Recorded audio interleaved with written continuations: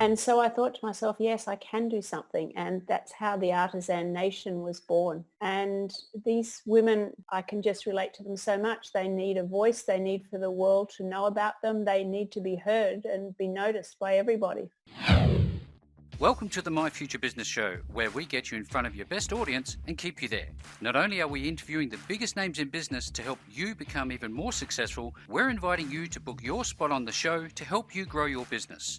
So at the end of the call, make sure you fill in the interview application form at myfuturebusiness.com/interviews. Hi and welcome back to the My Future Business Show. It's Rick Nusky. I'm your host, and today do I have somebody very, very special lined up for you. I have on the line the incomparable Danielle Chiel. Welcome to the show, Danielle. Thank you, Rick, and hello. Hello. Welcome to 2021. Oh yes, time's flying. We were talking about how quickly time does fly. You know, we've been dealing with certain things in the last year, which I'm pretty sure we all are familiar with and know a little bit about, and it's one of those years that I don't think many people were too upset to see the tail end of. But putting that to the side, now for everybody's on the show with us today, we're going to be talking about Danielle's businesses, both KOKO and the Artisan Nation. And I've been doing my research, Danielle, and you are very, very deeply involved with both organisations, and it's a credit to you, and I'd love to reveal exactly what this is all about. But before we do that, I guess it's customary for us to take a bit of time to learn a little bit about you, and then maybe we can start talking about your journey. How does that sound? Totally fine. So where are you located at the moment, Danielle? I'm in Sydney. And where are you, Rick? I'm in Adelaide, right near McLaren Vale, actually. So we've got Very wine nice. and chocolates. Sounds good to me. Sounds good to you, no doubt. Well, look, you started off some time ago with KOKO. Is that correct? I wonder if we can talk about that, because that's the hand knitting production business that you own. Where did this all come about? Has this been a passion for you since early age? Why did you get into this field? My passion from a very early age was actually always empowering women, like Right. doing what girls need to do to the best of their capability. So I was raised by a working mother. She was a university educated woman, which was rare in that era. Mm-hmm. I went to an all-girls school where you were taught girls can do anything. And, when I started in the real world, that was not the case. So it very quickly became, empowering women. What can we do? So it's always been girl-centric. Fantastic. Now, beyond all of this, I know that being so busy, do you have any downtime for yourself? And if you do, what do you like to do with it? I do have downtime. You'll laugh. I make chocolates. My wife will get a chuckle out of that, no doubt. Yeah, I do. I make gourmet chocolates. I make chocolates and I swim. Fantastic. So do you like the sweet chocolates, the dark chocolates, the bitter chocolates? How do you like your chocolate? No, milk chocolate. Milk chocolate. Yes, you're Milk a woman chocolate after with my passion own fruit heart. or violet creams. That's come up a couple of times now. We're going to have to It's my send some number your one way. favorite. Now, I know that KOKO's been very close to your heart, but also the Artisan Nation, which is going to really be, I guess, the core of today's call. You're on a mission to empower women in developing nations in particular. Now, which nations are you primarily working with, and what is it that the Artisan Nation actually does? Well, we're starting very focused in India and specifically down the south of India because that's the areas that I know like the back of my hand. Mm-hmm. But this started because at the beginning of COVID, I got an email from a colleague in India that said, Danielle, there are 16 million people unemployed due only to the fashion industry in COVID. So can you imagine how many people were unemployed in India due to COVID if 16 million of them were allocated to the fashion industry only? Lot. can you do something? And I actually knew, just because I was so entrenched there, that most of these people would be women. And I knew the impact it would have on their family, because they can't bring in the income, means they can't send their children to school to break the cycle that they themselves wanted to break. They didn't have that opportunity. Mm-hmm. Um, there's no balanced diet for them to, everyone can live off rice for a very long time, but, there's a big difference between survival and actually living properly. Yeah. Even here in a developed country, if you have a vitamin or mineral imbalance, it straight away. So if you've never had it balanced and then it's totally taken away from you, it's pretty bad. And, they're home with these men who have no sensibilities whatsoever. And so I thought to myself, yes, I can do something. And that's how the Artisan Nation was born. Fantastic. Because, I know, and everybody knows, there's no synergy between corporate money and women living in developing countries. And these women, I can just relate to them so much. They need a voice. They need for the world to know about them. They need to be heard and be noticed by everybody. Now, I'd like to step through some of the deep parts of this and how people can get involved later on, because that's a critical component to all of this. And I've read my way through the website. It's fantastic, full of great content, revealing a lot of the problems, but also a lot of the opportunities, which is where I think this is going to be an organisation that blossoms and just really touches so many women, but not only the women directly, but importantly, their families. Can you talk to that a little bit about how there's a knock-on effect by improving, the quality of life for an individual, let alone their families? Yes. So these women were raised to be totally compliant. They're raised by two parents and a child who never goes to school. So they have no outside influence whatsoever. Mm-hmm. They have arranged marriages, and then they're totally compliant to their husband. So these people have never learnt to think for themselves or by themselves, and to have your thinking locked in prison for your life is a crying shame. And you heard me say there's more than 16 million people doing this. And if this was in a developed country, the whole world would be screaming in outrage if they thought their thinking was imprisoned like that. So by coming to work and attaining regular work, it it literally empowers these women. It enables them to think. It enables them to develop themselves. It changes everything about their relationship with their husband, the way their children are raised, and most importantly, it changes themselves. It helps them develop to their fullest potential. Mm-hmm. It grows their skills. They start to see things happening to themselves that they never even imagined that they knew that they had or could do, or skills. I mean, just because you haven't been to school doesn't mean to say you're dumb by any stretch of the imagination. It just means there's no opportunity. So when these women realize what they can do, they're just in shock. So their self-esteem grows enormously. I wonder how this, given that they, for the majority, I'm not saying all, but I suspect they might be the majority, living in a subservient, environment where that sort of culture is dominating, when they are empowered and start to realise their own strength and abilities and all these wonderful things, how do the partners react? Are they responsive to it, or is there a long journey in this respect to go? That's a very good question, Rick, and you won't be surprised to know that I've been asked that before. Mm. But what my response is it's my job and my passion and my number one focus to focus on the women. Yep. So what happens to the men, I don't know, and I don't ask. Right. But I do hear very much from the women if they've been coming. An example is one day somebody had been coming to work, and this particular day she looked so happy, and I'm like, What You happened? know, I won't say her name. It's Yeah. like, what happened to you?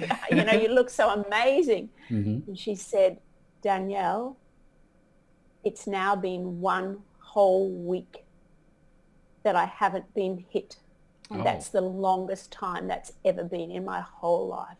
And that's thanks to you and coming to work. it must be very, very rewarding, but also very touching for you when you realise that there's so much abuse going on here that it just must fire you up, unbelievably so, to get involved and make sure, to your extent that you can control that, that this doesn't happen. And this leads me to my next question.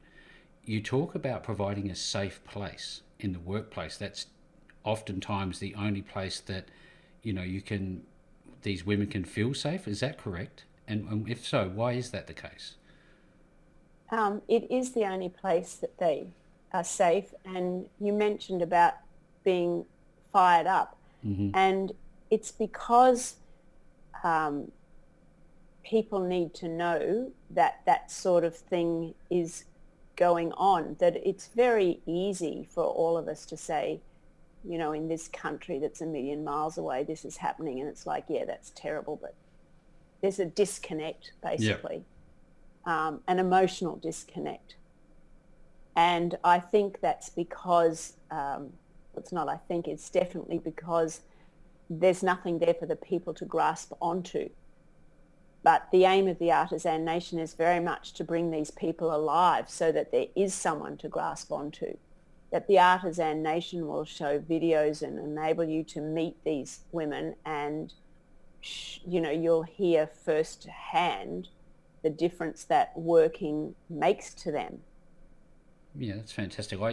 I'm looking through this. When you talk about providing regular work, and given the state of the nations at the moment in terms of the fashion industry, you are there now as the Artisan Nation. What are you doing in the, I guess, the meantime, in between time, whilst everything starts to get back into gear and become operational again? Well, the Artisan Nation is already functioning, and the Artisan Nation is a bridge. Hmm. And that bridge is to connect corporates with these women in developing countries. So it's a connection, and the corporates get involved by supporting a village at a time. And so to support that village, this is, you know, we're a for-purpose business, Hmm. and doing business for good is the way of the future. In fact, it's very much frowned upon if all businesses don't do some good to humankind. And that has very much increased as a result of COVID. Yeah. Um, but corporates, by corporates getting involved, they jump into all aspects of the village. So the first thing is nobody can come to work until everybody in that village has face masks and they're safe. That everybody in that village needs to be provided clean drinking water. Hmm. They all need to be provided with fresh, healthy food. And the reason that that's on the list is that even if the lady actually gets paid, many times the husband takes their money for what I call his drinking money. So they're still not nutritional food for the family. So corporates will come on board, and when they come on board, buying the support of a village at a time to Hmm. make an entire wholesome village, this is what they will be buying for these ladies directly. And then when we know that they're healthy and they can stand up and they're fed properly, and you know, they know that they're not getting an imbalance in vitamins and minerals, then they can come to work and function like a really smart, wholesome human being. So that's the attaining work. So for that part, the corporates received their products in return. Yep. But for growing stronger, what the corporates get to know is they get to meet the ladies and actually watch this unfold. So they get the reward of knowing that they've saved these people's lives and empowered the women in an entire village. Yeah, it's pretty powerful stuff. I. Yeah, So it's are you hundreds and hundreds of people. at a time? And at a time. So one village, 4 sevens at 20, like almost 300 people minimum. Like each woman would probably have seven people under their roof. wow, that's incredible. I'm looking at some of the things that I've written down here. We're talking about people who generally don't have access to technology in any way, shape, or form. There's no smartphones, there's no opportunity, and there's this high level of anonymity. What are some of the things, and how do people actually see some of this media, some of these success stories? Is it directly through the Artisan Nation website, or is there other outlets? It's directly through the Artisan Nation website that increasingly on people. I'm very fortunate, people want to hear the story and become involved. So I'm on podcasts, or at the end of last year I was on Fox News in America, but at least once a week there's some high profile something that is getting the word out there so that everybody starts to know about it. With the you talk about corporates, but I also spent some time reading, and what I notice is that you have a lot of different specialists involved.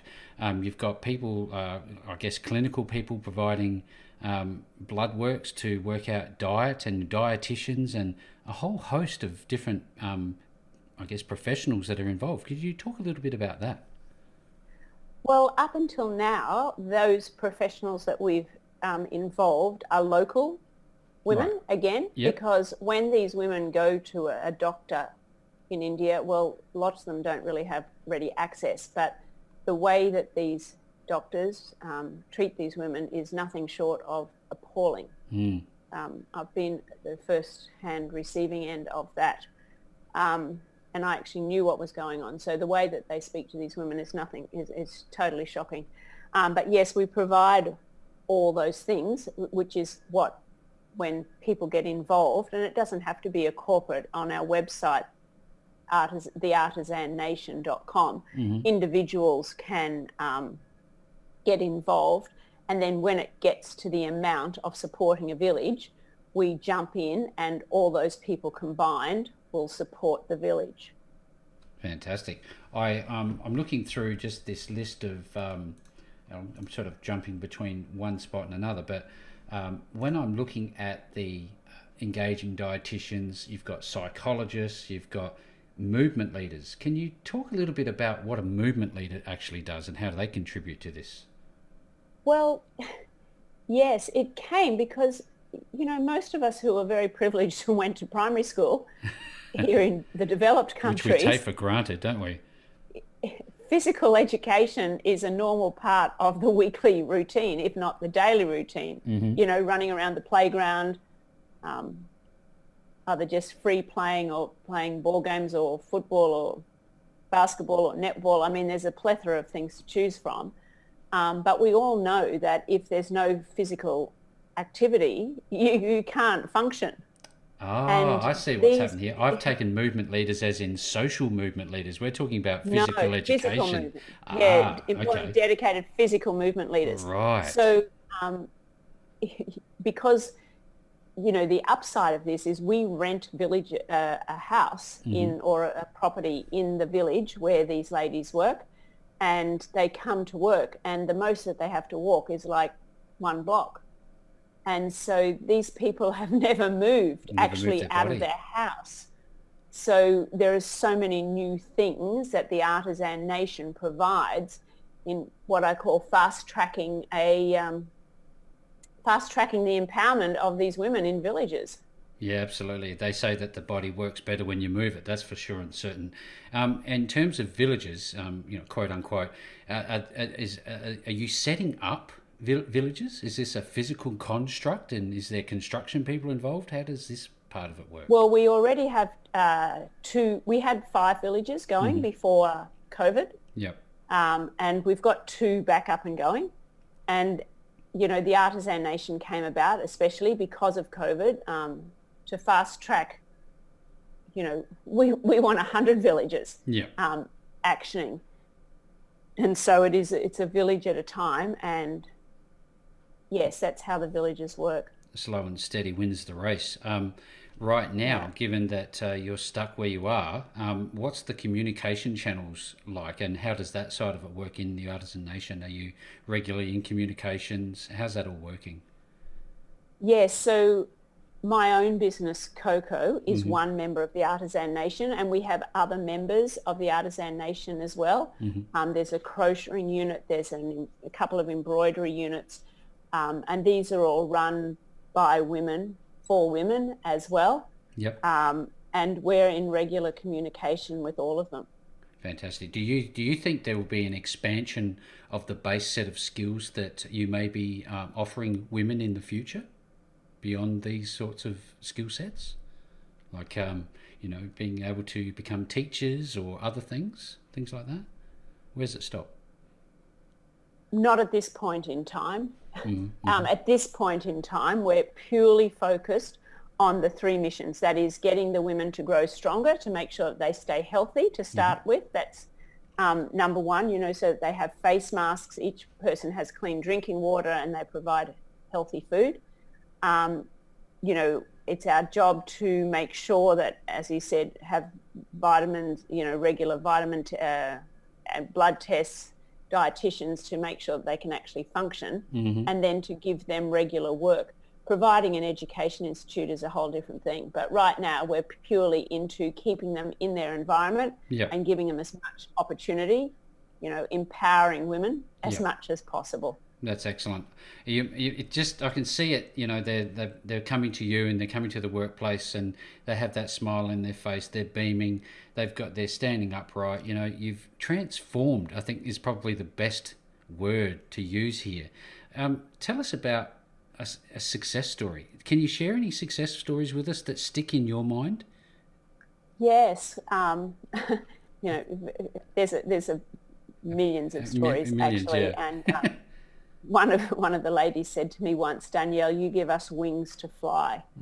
But what we really do is just enable them to realize what their own potential is, of realizing their own capability, and, as I said, having their voice be heard. So one of the success stories is that girl who went for more than a week for not being hit. The background of that is that at work they're taught to make decisions from the very beginning. Is this the same or different? How are you going to solve that problem? Who else can you ask to solve this? So lots of questions are always asked to force these people to think, which they've never done before. And so once that becomes second nature and they implement that thinking style at home, it very quickly turns into, what made you want to do that? Why did you hit me? That's unacceptable. Yes. It steps up the game, doesn't it? Yeah, very much so. And so the ladies grow from within, and they learn all sorts of leadership skills along the way. So with KOKO being one part of your involvement with the Artisan Nation and the Artisan Nation work itself, what can you see in terms of the next 12 months? How do you see it unfolding? Well, right now we've got 2 villages, and by the end of the next 12 months, if we had up to somewhere between 10 and 20 villages, it would be amazing. That's obviously a very, very worthy target. I'd say many more than that would be the ultimate goal. Let's talk about the mechanics behind how corporates can actually get involved. Can we do that for a little while? Yeah, sure. So you go to theartisannation.com, that's our website, and there's plenty to read about the Artisan Nation there. As I said, it's, a nation that's not bound by geography, language or culture.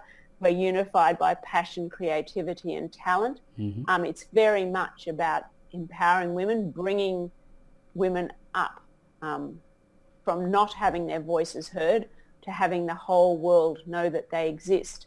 And when you scroll down our website, you can see the 3 missions that I was talking about: growing stronger, unleashing potential and attaining work.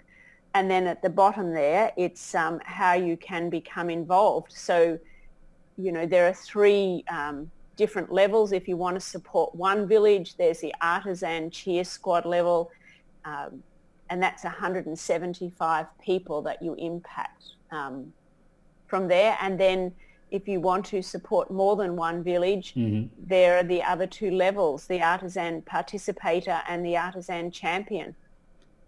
And of course, somewhere in there, there's a bit about me, and you can just click on an email and I'll be on the phone to you in an instant. That's fantastic to know. Now, and this, there is very low level involvement. If you have a little bit to give, you can start from there. And if you are a large corporate, you accommodate the whole spectrum, don't you? From somebody who might have $10 to $20 to give to the large corporate involvement. Yes, somebody can give $10 as a one-off, just because they believe in helping women along the way, and they can give that as a one-off, weekly, monthly, quarterly, and that's exactly right. So anybody who wants to jump on board the Artisan Nation, meet these people and get involved in watching the progress unfold, is warmly welcome to email me, Danielle at theartisannation.com. Well, absolutely. I'll be making sure to make all of the relevant links available to our wonderful audience, Danielle. And with all that being said, I have had such a wonderful time looking into just the high level part of the Artisan Nation. I can see that this is going places, and it's going places very quickly, and affecting and changing and improving women's lives very quickly for the long term. It's a credit to you, and thank you for joining me on the My Future Business show today. Thanks so much, Rick. Lovely to meet you. Thanks for joining us today. If you enjoyed the call, then make sure to subscribe, leave a comment, share us with your friends, and book your spot on the show at myfuturebusiness.com/interviews. And if you're looking for solutions that will help grow your business, then visit myfuturebusiness.com/shop.